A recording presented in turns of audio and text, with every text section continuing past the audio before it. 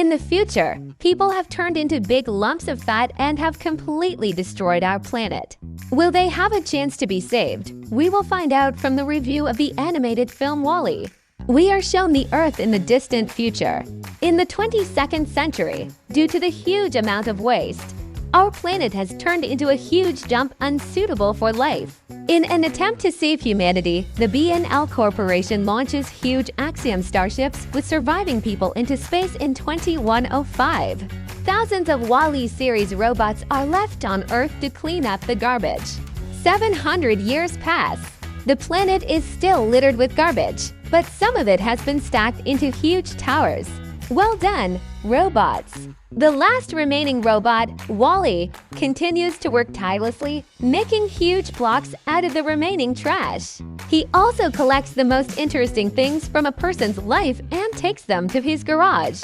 There, the robot often watches a videotape with the musical film Hello, Dolly, and enjoys his favorite melodies. This video teaches WALL-E about human feelings, emotions, and behavior. He likes holding hands the most. It's just a shame he has no one to do it with. The robot has only one friend, a small cockroach named Hell. And one day, WALL-E finds a small green plant in one of the refrigerators thrown out in the trash and transplants it into an old shoe. Near his house, WALL-E notices a red laser beam and sees a large spaceship arriving on the planet. Another robot emerges from it, completely unlike WALL-E himself. This is the white, blue-eyed baby Eve, a research robot sent by humans to search for plant life. WALL-E watches Eve's mesmerizing flights and gradually falls in love with her.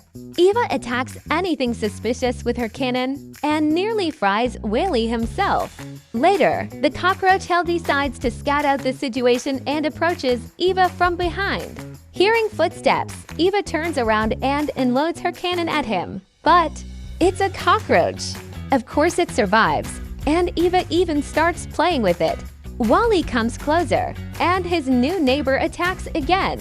But after taking a closer look, she realizes that this robot is not dangerous. After that, Eva turns around and flies on. WALL-E follows her. At night, Eva goes into hibernation mode, and during this time, WALL-E makes her a figurine out of trash. But alas, the blue-eyed beauty did not appreciate the gift, and our hero is very disappointed. Eva tries to find at least some plant all day, but she does not succeed. She becomes disappointed in herself and begins to feel sad.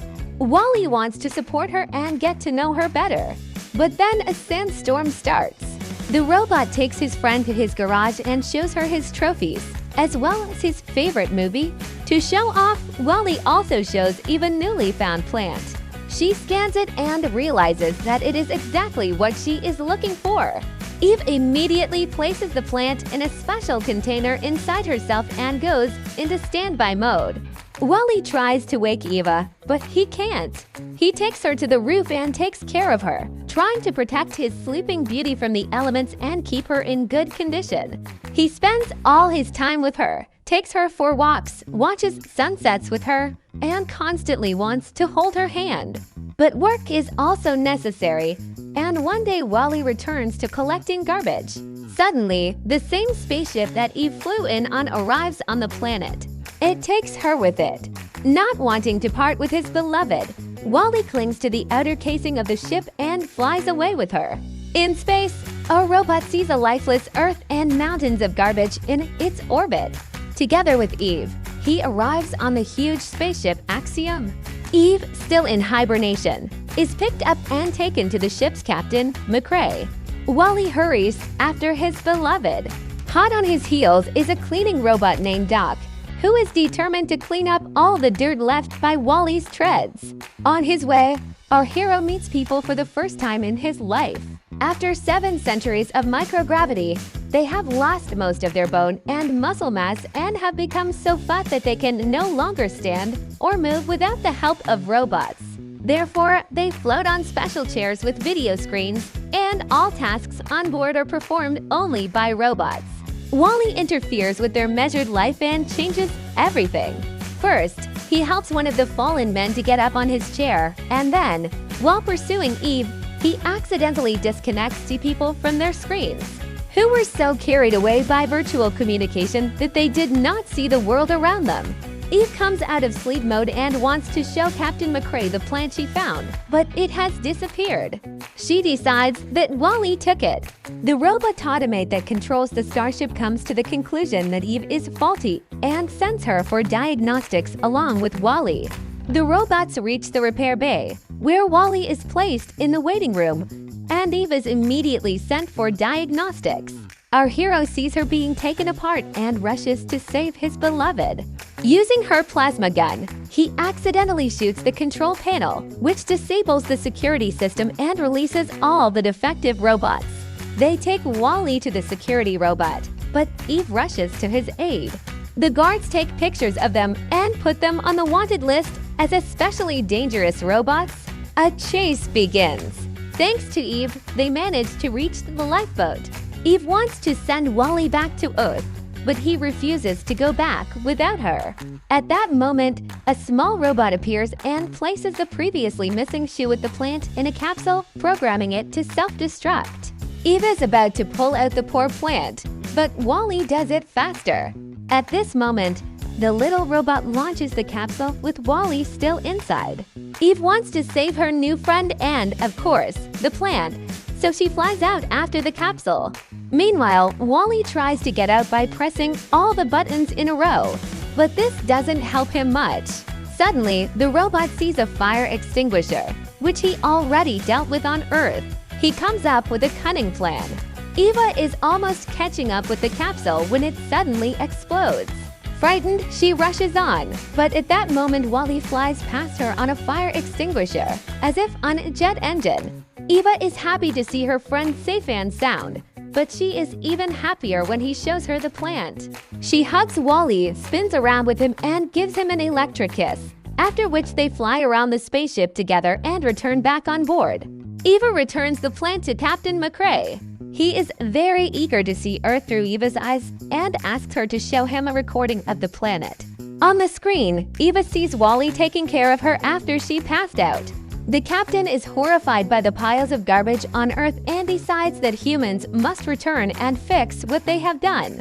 However, the Otto insists that they cannot return to Earth and shows a recording taken 700 years ago. In it, the head of the BNL company orders the autopilots to never return to Earth because it is no longer suitable for life. The captain refuses to obey the Otto, and in response, the robot takes the plant from him and throws it into a garbage mine. But Wally saves it and hides it inside himself. Otto shocks him, frying the robot's circuits, and our hero falls into the garbage bin. The robots then deactivate Eva and throw her in there, and take the captain to their cabin. In the garbage bin, Eva is accidentally activated by the electric mice before she and Wally are thrown into outer space. The same cleaning robot also goes to look for the source of the dirt. That is our hero. At this time, Eva frees herself from a pile of garbage and pulls out Wally, after which the cleaning robot gets stuck in the door and thus accidentally helps them escape. Eva tries to fix Wally, but cannot find spare parts for repair. Wally points out the plant to Eva and talks about Earth, making it clear that this is where the necessary spare parts should be found. Wally, Eve, and the defective robots they freed head to the captain's bridge to direct the starship to Earth. At this time, in an attempt to suppress the Otto rebellion, the captain changes the contacts on the wires and records a video message. He tells Wally and Eve that they must place the plant in a special nanodetector. McCrae then tricks Otto into coming to his cabin and jumps on top of him, preventing him from being thrown off.